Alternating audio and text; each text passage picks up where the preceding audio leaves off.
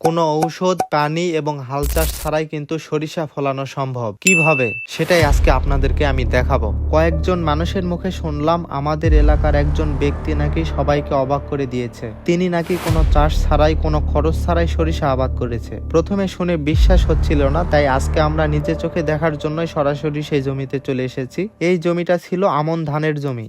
আমন ধান কাটার পরে আমাদের গ্রাম্য ভাষায় যেটাকে বলে নাড়া, মানে ধানের গোড়ার খড়, যেগুলো কিন্তু এখনো জমিতে রয়ে গেছে। কোনো জমি চাষ করা হয়নি, কোনো কিছু পরিষ্কারও করা হয়নি। এই অবস্থাতেই জমির মালিক শুধু সরিষার বীজ ছিটিয়ে দিয়েছিলেন। সৃষ্টিকর্তার অদ্ভুত কুদরতি দেখুন। বীজ ছিটানোর পর আজ পুরো জমিতেই সরিষা গাছ গজিয়ে উঠেছে।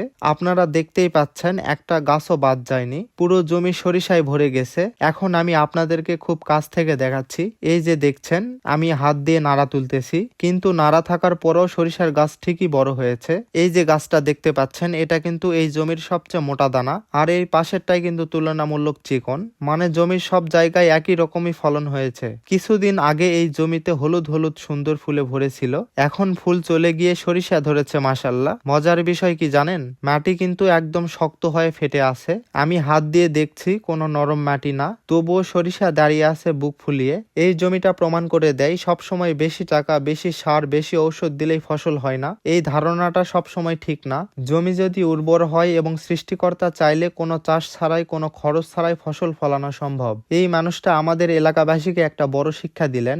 আসলে পরিশ্রমের সাথে সাথে সৃষ্টিকর্তার উপর ভরসা থাকলে অসম্ভব কিছুই না। তো বলুন, আজকে এই ভিডিওটা দেখে আপনাদের কেমন লাগলো? অবশ্যই জানাবেন।